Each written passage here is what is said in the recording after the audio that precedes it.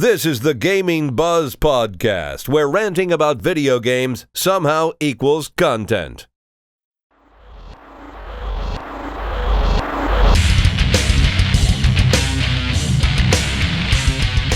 Hello and welcome to episode 46 of the Gaming Buzz Podcast. I'm Jacob. I'm joined by Jason and Christian. Hello. What's up? And Christian's sick right now. Yep. And Jacob's super tired. I have not slept in like 3 days due to a whole bunch of crazy circumstances. But I'm incredibly tired, but I'm also really, really excited about today's topic. We've talked about this thing in the past, but in fragments in like 5 different episodes we've addressed this topic. And I thought it would be a really good idea for us to really just put out our opinions in one singular episode. So today we are talking about the video game industry, surprisingly enough, right? I thought we talk about that every single episode. Only about 1 in 3. All right. Yes. Sometimes we talk about memes.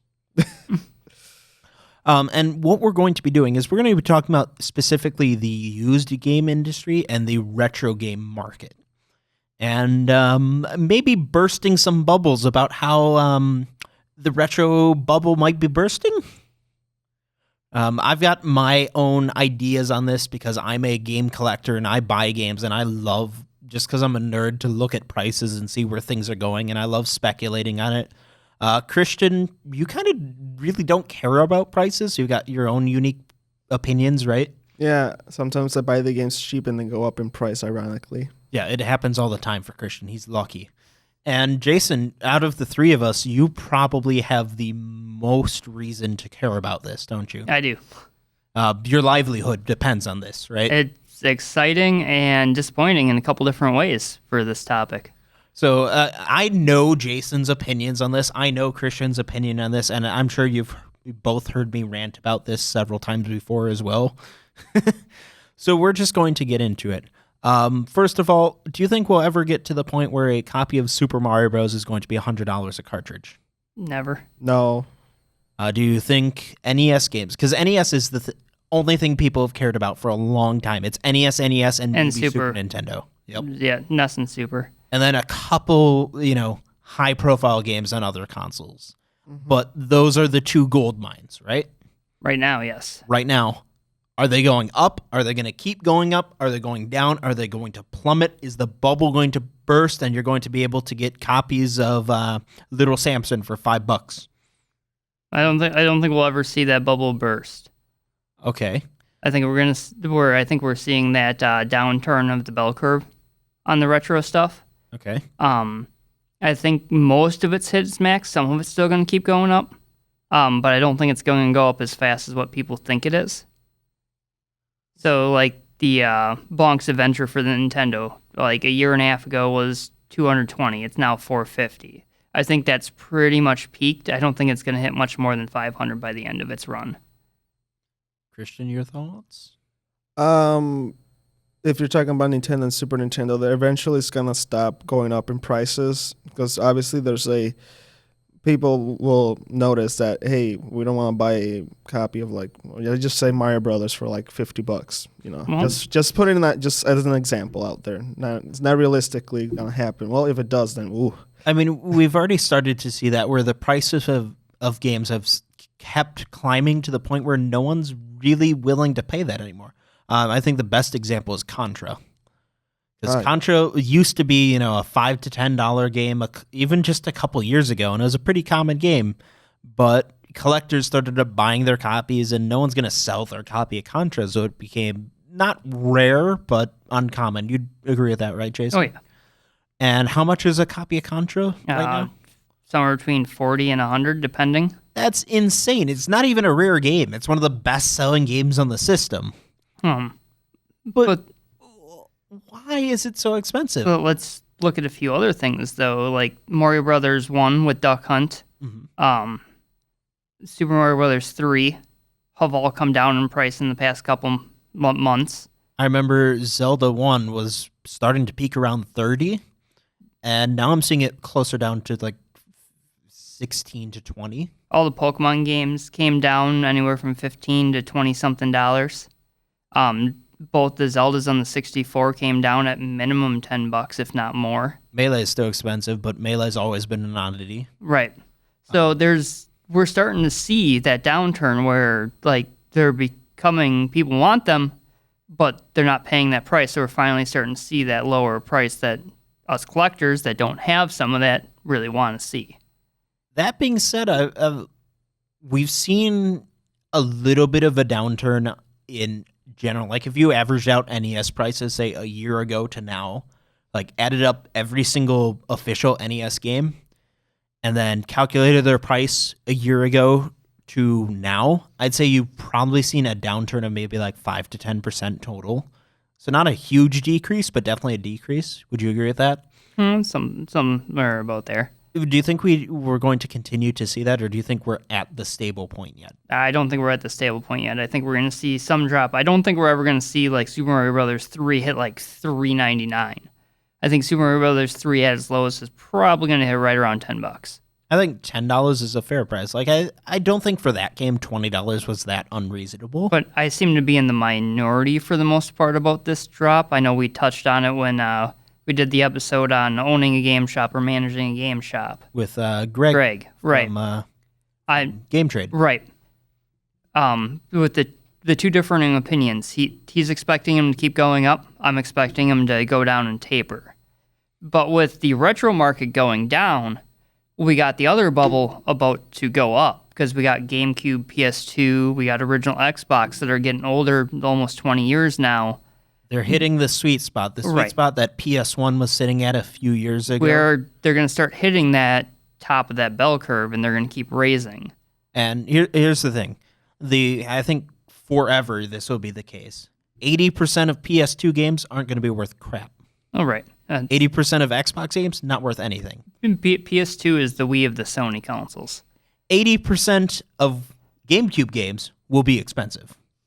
I don't know what it is about the GameCube, but even if it's a multi-platform game on the 3 consoles, it's almost always the GameCube version that's most expensive. Right. I think it has to do because the GameCube didn't sell well, and then people realized that the GameCube's good.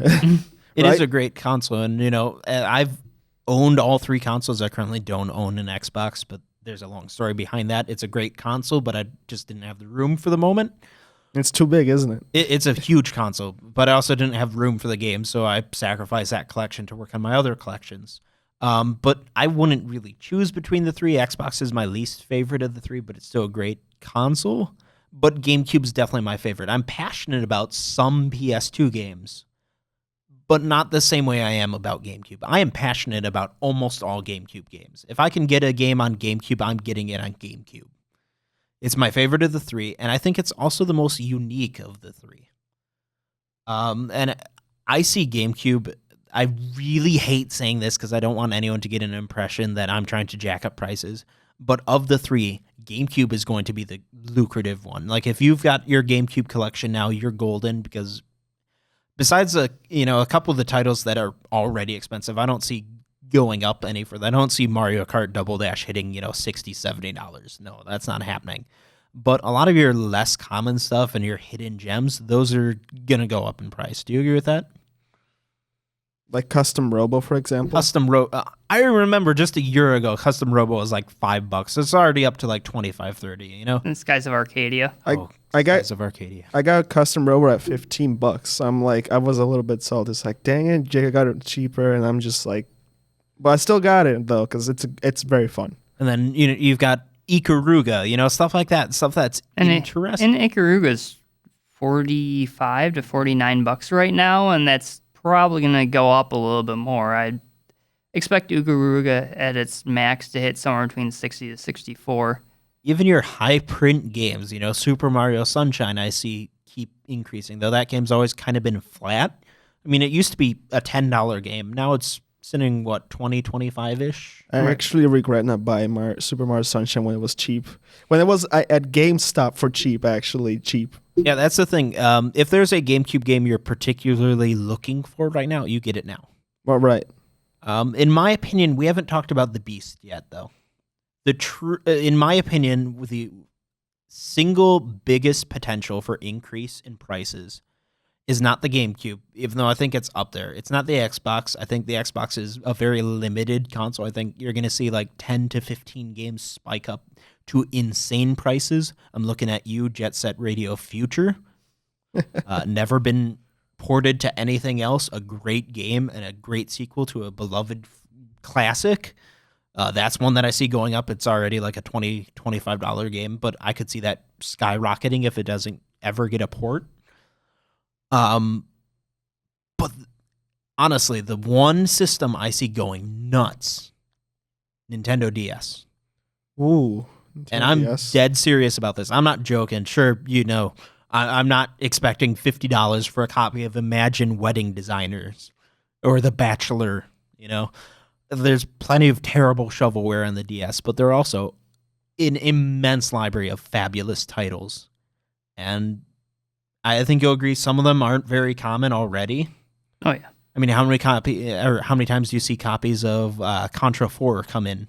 Well, the Shin Megami's on it. Any of the Etrian Odysseys. Ace Attorney, the Ace Attorney trilogy. My favorite game of all time, The World Ends With You. Yeah, you don't see that game, but it doesn't go up right now. Eventually it is, though. But DS is, I think, a ways off of that boom. I think we're not there yet, but now is the perfect time to buy. Oh, yeah. No, now's the time to invest in, like, the stronger games there. Yes. I'm kind of hesitant with the PSP. Hey, I was going to say that. Okay, so I think the PSP's got a fantastic library, and I think there are lots of titles that are going to become super obscure but super wanted. Well, they already are. The Hexy Force or whatnot. I can never say the name right. But that game is like 60-something bucks right now. The thing that worries me, the only thing that worries me with investing a bunch in PSP, is that those discs break when you're trying to remove them from the case. That, yes. And also the fact that I noticed that consoles with easy convenience factor tend to survive better later on in their lives. The PSP is not a very convenient system. People get it to soft mod it to get their games for free anyway. That's a great point as well. It's one of the easiest consoles in the world to pirate. And that's actually one of the reasons why we don't see too many actually PSPs at work anymore. Mm-hmm. It's because people buy them, modify them, and we can't buy them back. Right.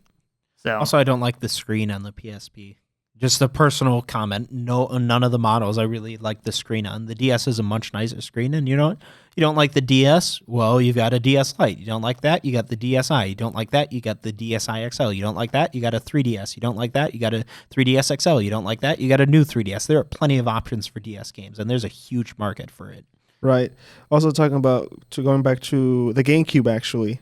You're saying things were going prices up on that, just going back. Well, we didn't talk about the Game Boy Player. Do you think that's going to go up also? Not the device itself. The device itself is going to stay cheap. That disc, though.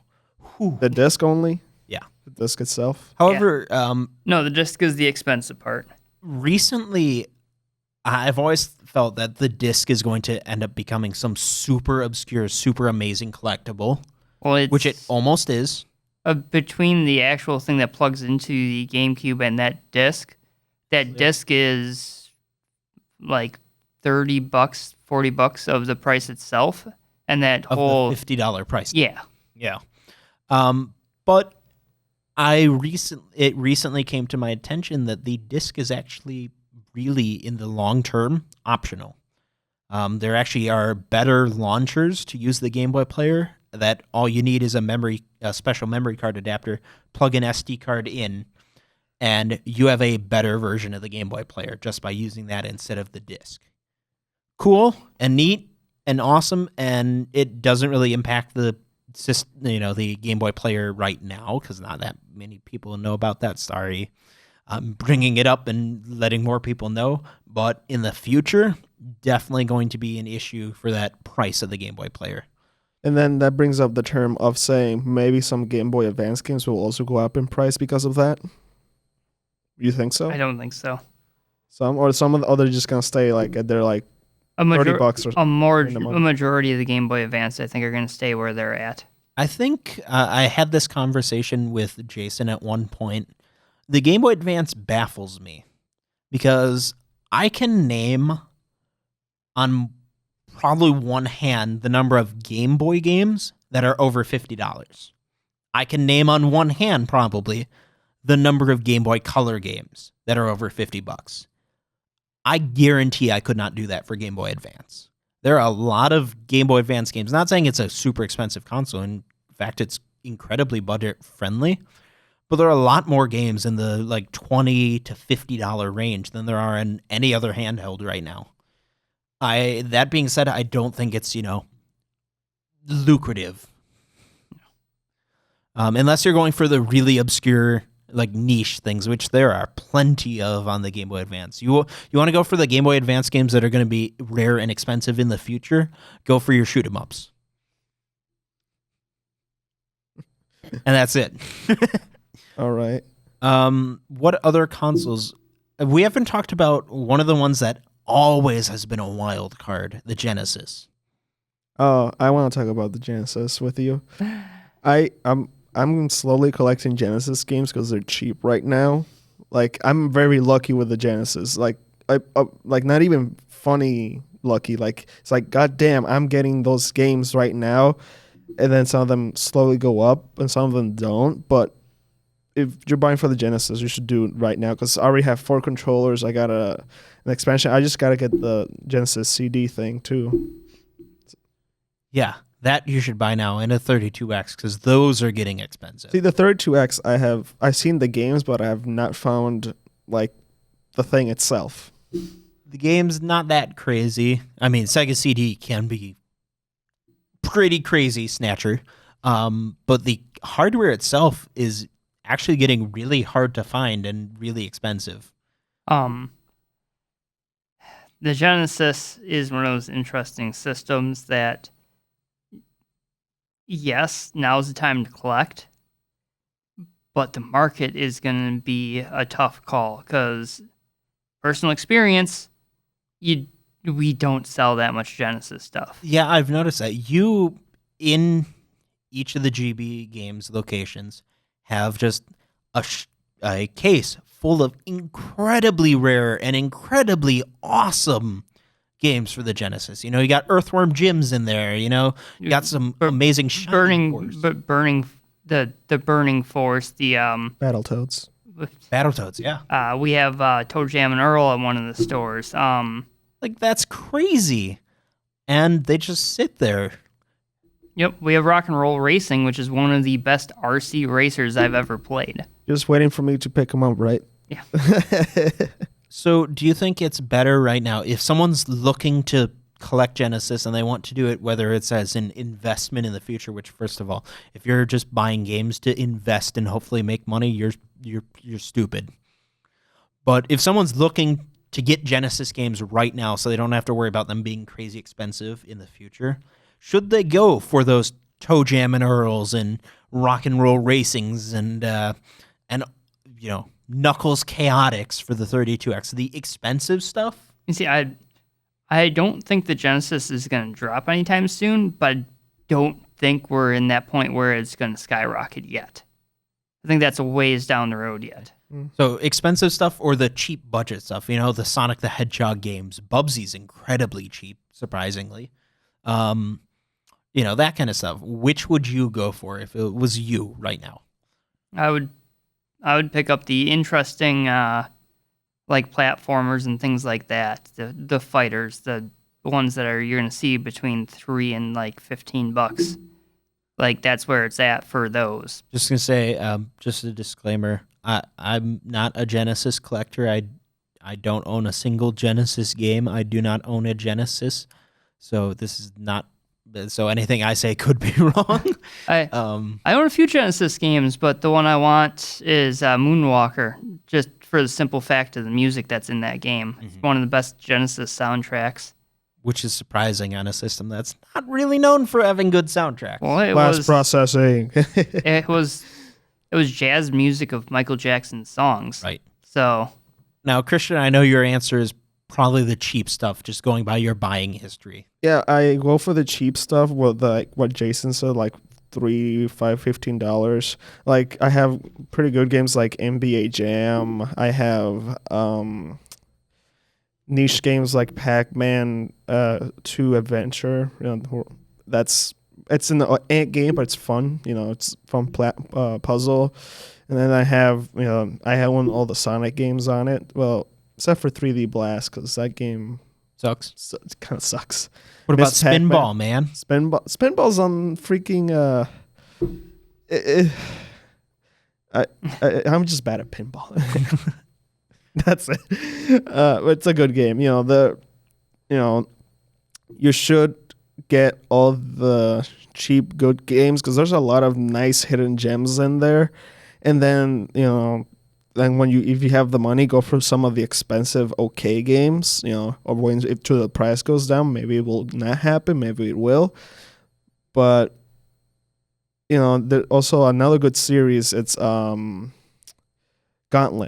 on that system because you get a multiplayer for a 4-tap for 4 players and just play with your friends and you'll enjoy that game.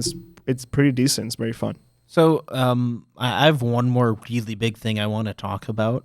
Sega CD? Not a specific console. Well, the Sega Saturn, sorry. I did not really get into game collecting seriously until just a few years ago. And I want to say I really got into it around 2010.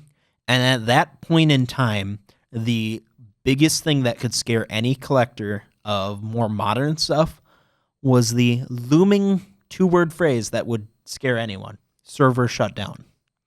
We've had 2 major consoles that people collect games for, the Wii and the Nintendo DS, have their servers shut down. And they've basically done nothing to the value on those systems. Now with the Xbox 360 and PS3 being pretty decent for collecting right now, I mean, the games are probably the cheapest they'll ever be right now. Do you think it's a worthy investment, or do you think the fact that realistically within the next 2 to 3 years, you're not going to be able to play them online without some sort of third-party patch or whatnot? Do you think... I suspect within the next, I would say, 2 to 3 years, we'll see them talking about the server shutdown for the 360, but I don't think it's going to happen until closer to the end of the Xbox One's life cycle. Now, we have seen with previous systems that, just by their history, Microsoft tends to shut down first. Right. Especially quickly for the original Xbox. But that's just how Microsoft is. They want to really focus on their new console. Nintendo's actually probably the worst offender there. They shut down the servers for the DS and the Wii incredibly quickly. But, I mean, we used to have games with official support for online features on the PS2 now. So, I mean, there's still a chance for the PlayStation 3, which I'm biased on this because I love the PlayStation 3. And of all the consoles I own games for, I own the most games for the PlayStation 3.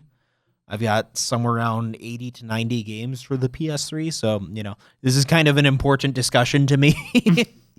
But do you think, if someone came to you, each one of you right now, and said, should I buy 360 and PS3 games? What would you say? PS3. Well, I'm not saying which one. I'm saying yes or no. Oh, yeah. Go ahead. Yeah. Now is definitely the time because the PS3 and the 360 are at the point in their life cycle where the games, for the most part, are cheap enough where if you get them now and just hold on to them, they are going to collect value in the next 8 to 10 years. Yep. Oh, and speaking of which, there's a lot of good collector's editions on PS3 and Xbox 360 that are very nice to get, like $25 for like any of the Tales games. Jacob, Killer's Dead, right? That's a good... Yeah, Killer's Dead. Christian and I both own a limited edition copy of it, pristine copy. I bought mine for like $10. What do you pay, like 20 for yours? 20, yep. And that's the point where it's starting to go up slowly. And it's starting to go up slowly, and that's kind of obscure but super awesome game made by Suda51, so of course it's good. I was going to say it's going to go up even more now that about it. But you brought up collector's editions. Collector's editions are confusing because, in my opinion, some of them are going to end up being incredibly rare, super amazing, gold mines, holy grails in the future. and others are going to sit on thrift store shelves forever, and no one will want them. Right. What do you guys think is the classification that puts you in either of those categories? I mean, if the game's crap, then I would agree with you, but There's a market for that. Like 2 or 3 years ago, limited edition copies of Duke Nukem Forever were a dime a dozen, and now they're actually expensive. Mighty Number 9 is going to be one of those. Mm-hmm. The signature edition, because everybody's like, this game is crap. Let's Get get it on rid the of Wii it. U, Yeah. man. Yeah. Yeah, any Wii U game. That's something else we should probably mention, right? But as a whole, we've digressed. But as a whole, the cartridge stuff is going to start tapering. It's going to probably taper off within the next half a year to a full year. I think we'll see that final. We're going to hover at this point.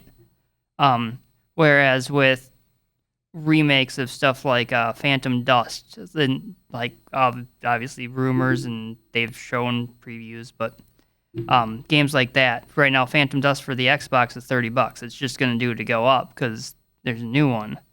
But as far as age goes, at almost 20-year, GameCube of course is going to take the cake. Mm-hmm. But you got plenty. You got the Jedi Academies. You got the Knights of the Republic. They've even so far as teased without saying that they can make or that they're going to make an HD remake of Knights of the Republic. I'm still watching the price on Star Wars Battlefront 2 for the specifically the Xbox version. That's getting up there in price. But yeah, no, there's plenty there on the GameCube, the Xbox, and the PS2. Though some of the PS2 games did come down, I think they're going to start going up again. I think especially I think the absurdly expensive stuff is kind of a risky investment right now, Rule of Rose, etc. But your mid-range stuff, your $20-ish games, Okami, Shadows of the Colossus. Most of the Shin Megami series right now, yeah. Except Nocturne. Yeah, Nocturne's always going to be expensive. All your not cheap stuff, I'm not saying go out and buy every single copy of Jak and Daxter you can find.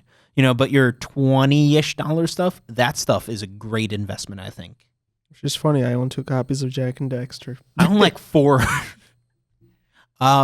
So before we end this episode, I want to do one final thing, and then I want to ask our viewers to do the same. I want us each to pick one game that we're going to predict will at least double in price within the next 5 years.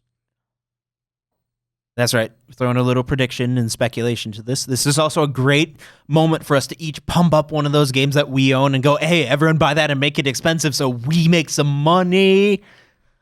Who wants to go first? Do you guys want me to go first since I kind of threw you on a loop? I didn't warn you that we were doing this. Sure thing, buddy. All right. So the game I'm going to pick, yes, I own this game, so a little biased here, but especially with some rumors circulating around it, and it's on the big system right now, I'm going to say Eternal Darkness, Sanity's Requiem. It's not honestly a good game. I mean, it's super unique and interesting and really fun to play. It's one of the must-haves for the GameCube. If you haven't played it, you should. But as a game, it's not the greatest, but it is one of the most unique games of all time. It's not that common, and it's already at, Jason, price check me. $40 Really? ish. 30, 40, somewhere in there. All right, I made bank because I bought mine a year ago for 10. Woohoo! So we're going to see it double in price. Let's say 70-ish. Think that's fair? Yeah, I think I'd put it at about 50 or 60. We'll see what happens, huh? We'll check back in 5 years. Who's next? Folklore on the PS3. I don't know what that is. One of the early launch games for the system within the first couple months of the system's launch. Mm-hmm. One of the best RPGs that you could probably get on the system.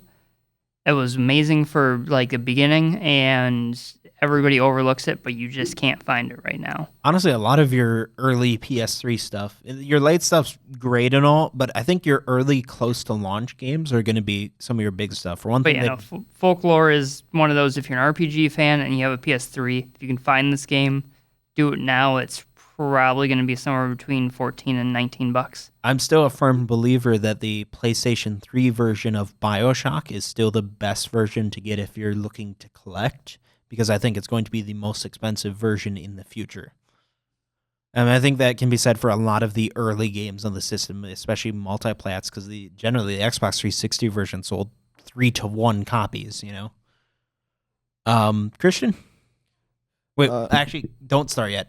Jason, what is that game currently priced at? Well, I said somewhere between 14 to 20, somewhere in there. You're saying probably looking at 40? Where at max, I think that's where it's going to hit. All right. Now you can go, Christian. Sorry for interrupting you. Okay. Wait, Christian. Oh, okay. Go ahead. I'm actually thinking, and I'm just like, what game do I have on my system that might go up in price?